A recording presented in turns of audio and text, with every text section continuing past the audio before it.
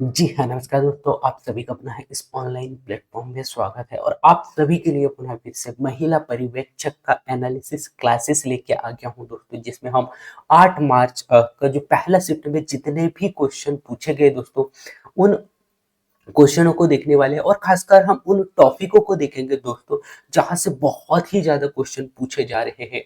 और आज का जो पेपर था दोस्तों, इस पेपर में कहाँ-कहाँ से जो है क्वेश्चन हमें देखने को मिले, किस टॉपिक से ज़्यादा क्वेश्चन देखने को मिले, वो हम यहाँ पे देखेंगे। सो पहला जो टॉपिक है दोस्तों, और ये टॉपिक जो है कल भी आपको देखने को मिला था। सो यहाँ पे आज के डेट में भी जो है टीकाकरण से बहुत सारे क्वेश्चन देखने को मिले थे दोस्तों, और टीकाकरण से जो क्वेश्चन बना है दोस्तों, वो बना है रूबेला से, ठीक है? सो इस टॉपिक को आपको बहुत अच्छा से पढ़ना है और हम यहाँ पे थोड़ा सरल शब्दों में समझते हैं रूबेला क्या होता है, ठीक है? सो रूबेला क्या है दोस्तों, जिसे खसरा भी कहा जाता है।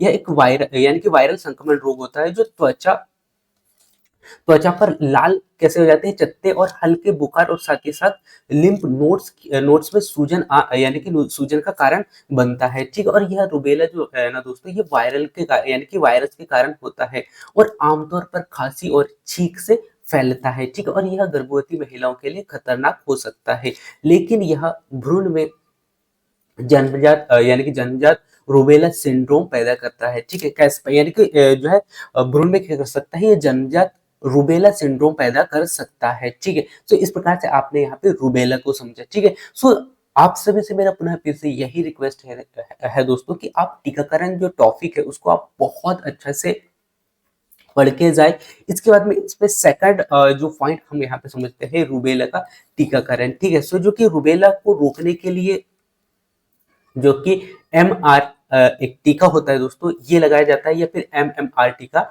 यानी कि ये वैक्सीन यहाँ पे दी जाती है, ठीक है? और ये वैक्सीन कब दी जाती है दोस्तों, और जो है इसके कितने खुराक दी जाती है, सो आपको याद रखना है कि इसके 2 खुराक दी जाती है। पहला जो खुराक होता है वो 9 से 12 माह की जो उम्र है उसमें दिया जाता है, और दूसरा जो टीका होता है दोस्तों, वो होता है 16 से 24 यानी कि 24 महीने के मध्य में, ठीक है? इसके बाद में टीकाकरण जो है ना दोस्तों, ये गर्भवती महिलाओं को नहीं दिया जाता है, ठीक है? तो ये आपको यहाँ पे याद रखना है, कौन सा रूबेला, ठीक है?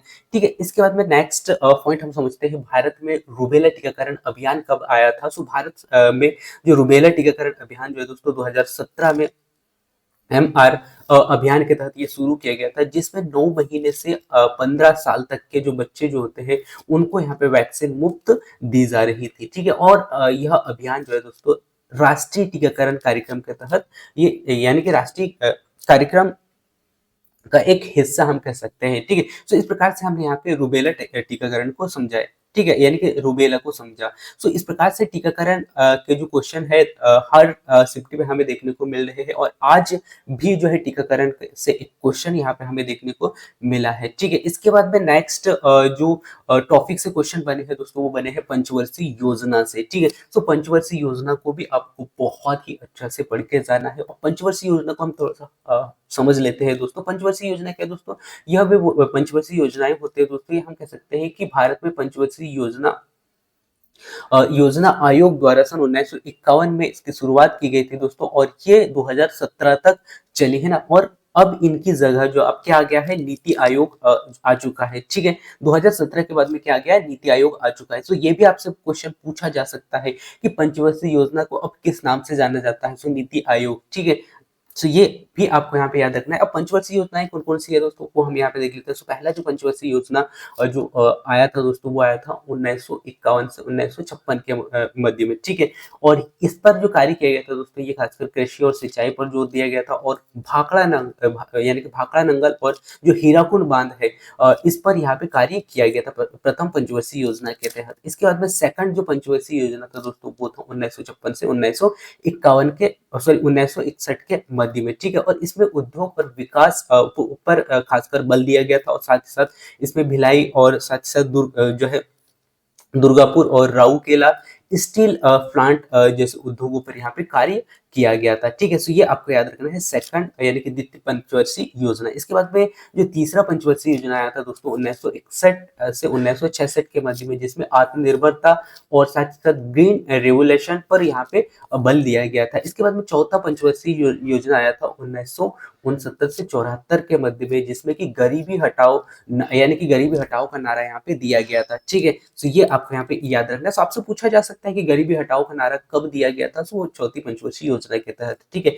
इसके बाद में 12वीं पंचवर्षीय योजना को आपको याद रखना है, जो कि 2012 से 1917 तक ये चला था, जो कि आर्थिक विकास दर यानी कि आर्थिक विकास दर यानी कि दर को बढ़ाने पर फोकस दिया गया था। इसके बाद में इसे अब नीति आयोग के रूप में से यानी कि इसको बदल दिया गया है। ठीक है, सो अब 2017 के बाद में जो है पंचवर्षीय योजना को क्या कहा जाता है, नीति आयोग कहा जाता है। इस प्रकार से आपको जो है मैंने यहाँ पे छोटे छोटे पॉइंटों से पंचवर्षीय योजना के बारे में बताया, लेकिन आपको बहुत ही डिटेल से अच्छा से समझकर और बहुत अच्छा से पढ़कर जाना है। ठीक है, क्योंकि इस क्लास के माध्यम से मेरा यही उद्देश्य है दोस्तों कि आप लोगों तक वो पॉइंट पहुंचा पाऊं जो आज आपके जो एग्जाम में पूछे गए हैं, और आगे आने वाले जो एग्जाम है उनमें कहाँ से क्वेश्चन पूछे जा सकते हैं। ठीक है, इसके बाद में नेक्स्ट जो पॉइंट से क्वेश्चन आपसे पूछा गया था दोस्तों सीडीपी से, जो कि बाल्य अवस्था से क्वेश्चन आपसे यहाँ पे पूछे गए थे। ठीक है,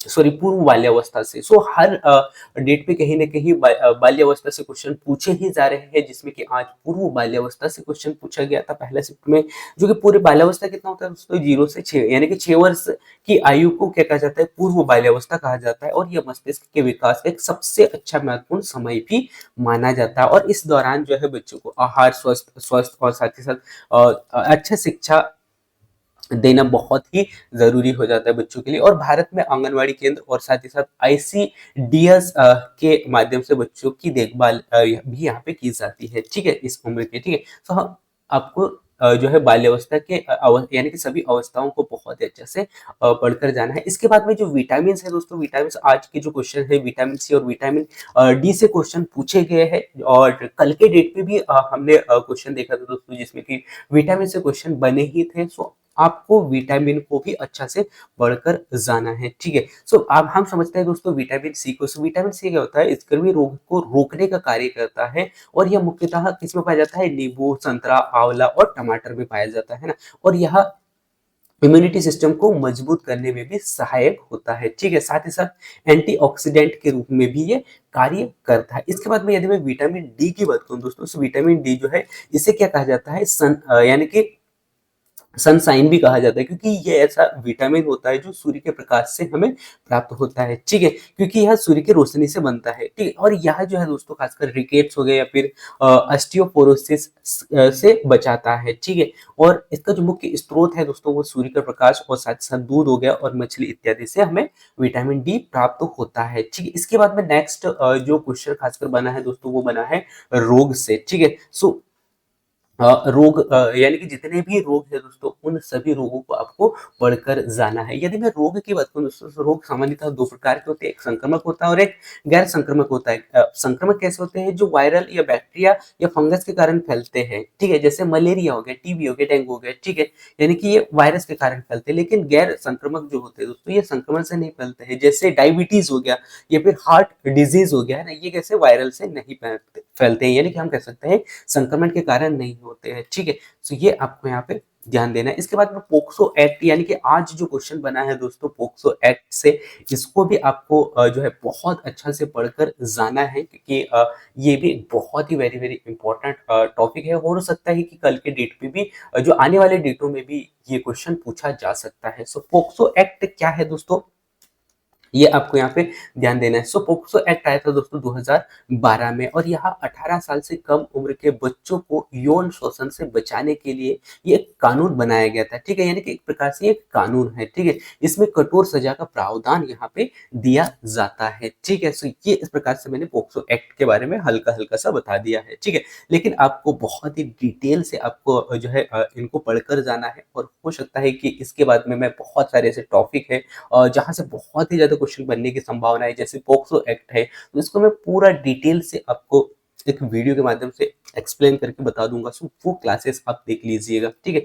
इसके बाद में नेक्स्ट अगला जो टॉपिक से क्वेश्चन बना है दोस्तों, वो बना है बाल ग्रसित से, ठीक है। सो बाल ग्रसित से भी जितने भी क्वेश्चन बन रहे हैं उनको भी आपको यहाँ पे पढ़ना है। अब ये बाल कृषि क्या होता है दोस्तों, इसका वो होता है जिससे कि बच्चे जो है यानी कि ऐसे बच्चे जिनमें समस्या यानी कि बीमारी समस्या या बीमारी से ग्रसित है या प्रभावित है, उन्हें कहा जाता है बाल ग्रसित, ठीक है। जैसे कि कुपोषण हो गया या बीमारी हो गया, मानसिक तनाव इत्यादि से कमजोर है, ठीक है, तनाव आदि से यानी कि कमजोर है, तो उस वर्ग के अंतर्गत के जो बच्चे जो होते हैं उन्हें बाल ग्रसित कहा जाता है। तो बाल ग्रसित के अंतर्गत जितने भी फैक्ट, जितने भी पॉइंट बन सकते हैं, उन सबको आपको पढ़ के जाना है। इसके बाद में बाल विवाह से आज का जो क्वेश्चन बना है दोस्तों सुबह के शिफ्ट पे, वो बना है बाल विवाह से, ठीक है। अब बाल विवाह क्या होता है दोस्तों, बाल विवाह जो भारत सरकार यानी कि यानी कि भारत में बाल विवाह निषेध अधिनियम कब आया था, 2006 में आया था, ठीक है।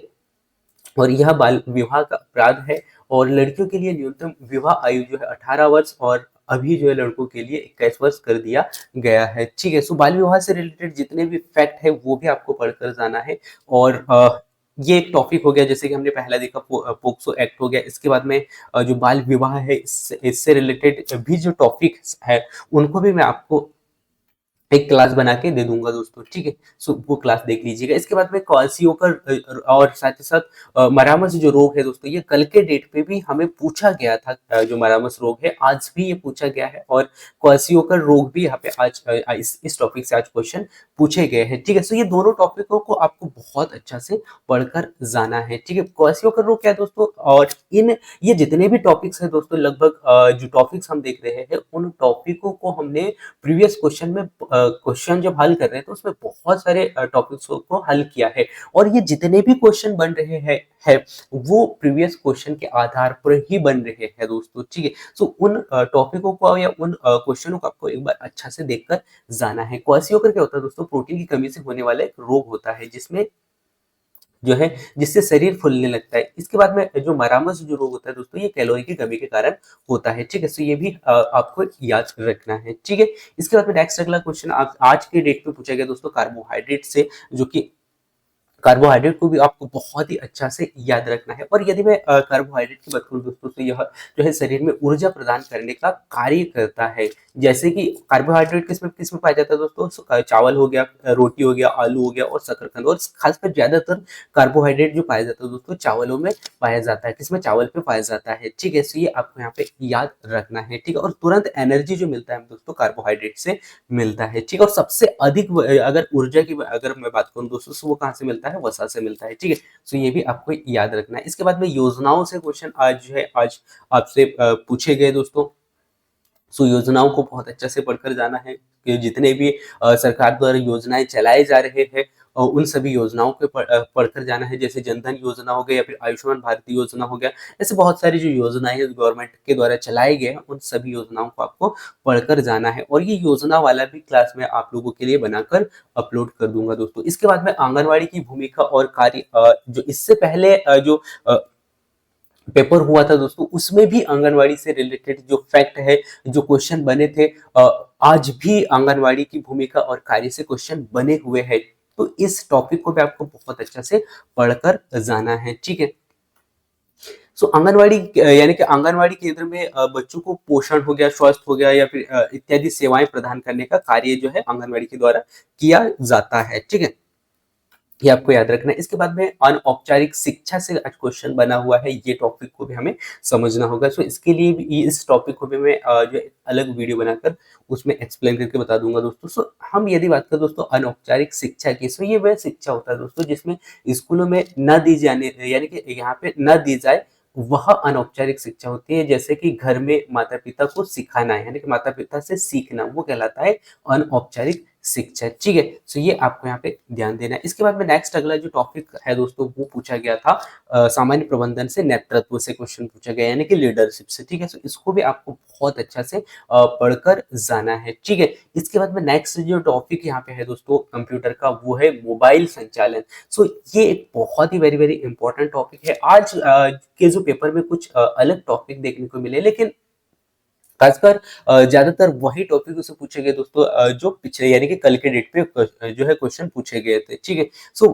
आज के क्वेश्चन आज के जो पेपर है आज का पेपर इसमें मोबाइल संचालन से भी क्वेश्चन पूछा गया है। मोबाइल संचालन क्या होता है दोस्तों? मोबाइल संचालन यानी कि इसमें मोबाइल के उपयोग जैसे कि एप्स, इंटरनेट और सुरक्षा इसमें शामिल होती है, उनको सीखना है ना। तो उनके संचालन के लिए हम कैसे मोबाइल का उपयोग कर सकते हैं, ये जो है आपको यहाँ पे पढ़ना है। और मोबाइल संचालन का जो टॉपिक है इसको बहुत ही अच्छा से बढ़कर जाना है। इसके बाद में कंप्यूटर से एमएस वर्ड से क्वेश्चन पूछे गए थे दोस्तों। इसके बाद में एमएस एक्सेल से भी क्वेश्चन पूछे गए हैं। यदि मैं एमएस वर्ड की बात करूँ दोस्तों, एमएस वर्ड क्या होता है? डॉक्यूमेंट्स एडिटिंग सॉफ्टवेयर होता है जिसमें टैग जैसे टेक्स्ट हो गया या फिर जो फॉर्मेटिंग या फिर टेबल्स या इमेज इत्यादि जो हम जोड़ते हैं, वो किसके माध्यम से जोड़ा जाता है? एमएस वर्ड के माध्यम से जोड़ा जाता है। जैसे मैं आपके सामने जो स्लाइड दिखा रहा हूँ और जो फर्स्ट में आपने थंबनेल देखा, वो किसके माध्यम से जोड़ा गया है? सो वो एमएस एक्सेल यानी कि एमएस वर्ड के द्वारा ही जोड़ा गया है। इसके बाद में एमएस एक्सेल आता है दोस्तों। एमएस एक्सेल से भी आज के डेट पे क्वेश्चन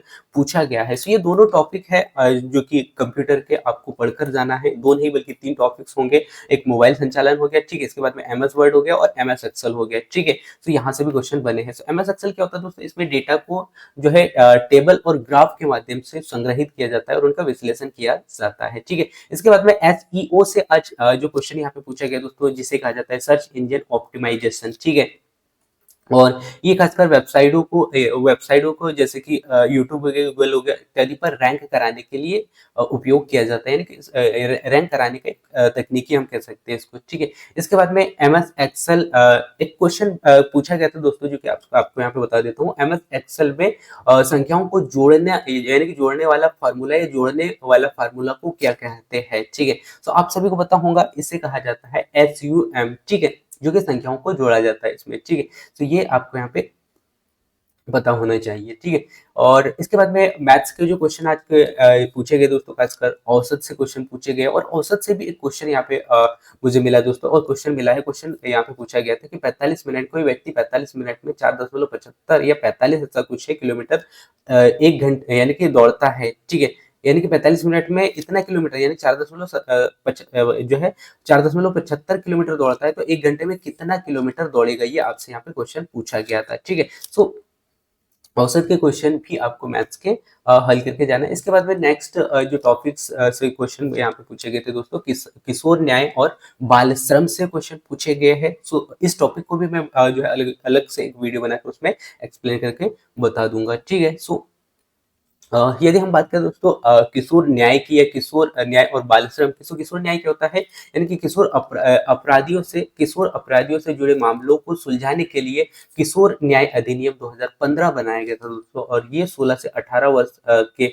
जो गंभीर अपराध वाले जो किशोर होते हैं, जो बालक होते हैं, उन यानी कि उनको बालकों को या किशोरों को वयस्क रूप में जो है मुकदमा चलाने का प्रावधान यहाँ पे दिया जाता है। और इस कानून के तहत किशोर अपराधियों को सुधार गृह में भेजा जाता है, ठीक है। इसके बाद में बाल श्रम हम यहाँ पे देख लेते हैं, जो कि बाल श्रम आप सभी को पता है दोस्तों, जो 14 वर्ष से जो कम उम्र के जो बच्चे जो होते हैं, उनको जो है कोई कार्य नहीं करवाया जाता है। यदि कुछ ऐसे कार्य कराया जाता है जिसे बाल श्रम के रूप में माना जाता है। और ये सन 1986 के अनुसार 14 वर्ष से कम उम्र के बच्चों को यानी कि काम कराना गैर कानूनी माना जाता है। और इसका संशोधन 2016 में हुआ। अब यहाँ पे 14 से 18 वर्ष कर दिया गया, यानी कि 14 से 18 वर्ष के बच्चों को खतरनाक कार्यों में जो है कार्य नहीं करवाया जा सकता, वो कानूनन अपराध है, ठीक है। ये भी आपको यहाँ पे पढ़कर जाना है, यानी कि किशोर न्याय और बाल श्रम, ये दोनों टॉपिक्स को आपको अच्छा से पढ़ना है। इसके बाद में संचार से क्वेश्चन हमें देखने को मिला था।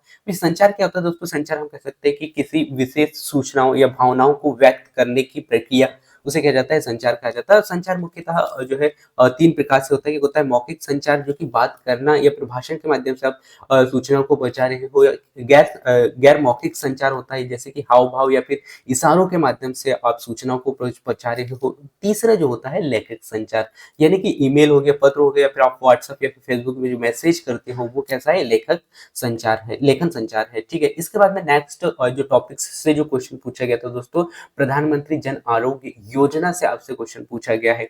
तो इस टॉपिक को भी हम एक अलग से वीडियो बनाकर बहुत ही अच्छा से समझेंगे दोस्तों।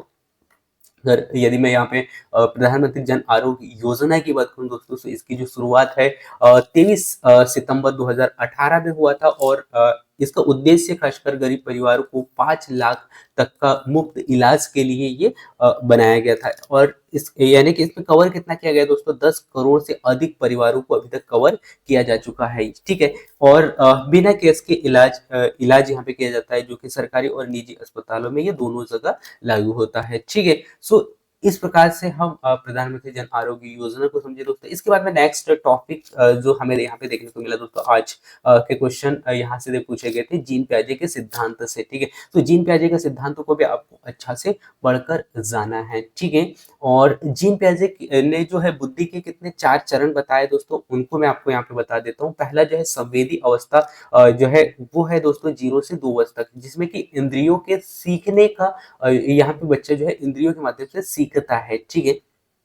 यानी कि ज्ञान इंद्रियों के माध्यम से सीखता है, वो चाहे त्वचा हो या फिर स्किन, यानी कि हम कह सकते हैं कि जीभ हो या फिर नाक हो या आंख हो, इनके माध्यम से सीखता है बच्चा, ठीक है। इसके बाद में नेक्स्ट अगला जो अवस्था यहाँ पे दिया गया तो वो दिया गया है पूर्व संक्रियात्मक अवस्था, जो कि 2 से 7 वर्ष तक होता है, जिसमें कि बच्चा कल्पना करना या भाषा का विकास यानी कि बच्चों में होने लगता है। इसके बाद में मूर्त संक्रियात्मक अवस्था आता है दोस्तों, जो कि 7 से 11 वर्ष तक होता है, जिसमें कि बच्चा तार्किक रूप से सोचना स्टार्ट यहाँ पे कर देता है। इसके बाद में यानी कि औपचारिक संक्रियात्मक शिक्षा आता है, जो कि 11 से प्लस वर्ष यानी कि 11 से अधिक वर्ष तक के बच्चों को इसमें रखा जाता है, ठीक है। और इसमें जो है अमूर्त विचार जो है बच्चे करने लगते हैं, और साथ ही साथ समस्याओं का समाधान यहाँ पे बच्चे करने लगते हैं, ठीक है। तो इस प्रकार से जीन पियाजे ने 4 जो है चरण बताए हैं, इनको भी आपको अच्छा से पढ़कर जाना है। इसके बाद में रीजनिंग की यदि हम बात करें दोस्तों, सो रीजनिंग के जो टॉपिक्स मुझे आज देखने को मिले आज के पेपर में, कोडिंग डिकोडिंग से ज्यादा देखने को मिले हैं, ठीक है। सो कोडिंग डिकोडिंग को आपको अच्छा से पढ़कर जाना है। इसके बाद में नेक्स्ट से जो यहाँ से क्वेश्चन बना है दोस्तों, वो बना है पाचन तंत्र से, ठीक है। सो पाचन तंत्र को भी आपको अच्छा से पढ़कर जाना है। और यदि हम पाचन तंत्र की बात करें दोस्तों, तो आप सभी को पता है कि सबसे पहले हम पाचन तंत्र में क्या करते हैं, भोजन को चबाने के लिए हम लार के माध्यम से पचाना कहाँ से शुरू करते हैं, मुख से शुरू करते हैं, ठीक है। और उसके बाद में कहाँ पे जाता है भोजन, अन्न नलिका में जाता है, ठीक है।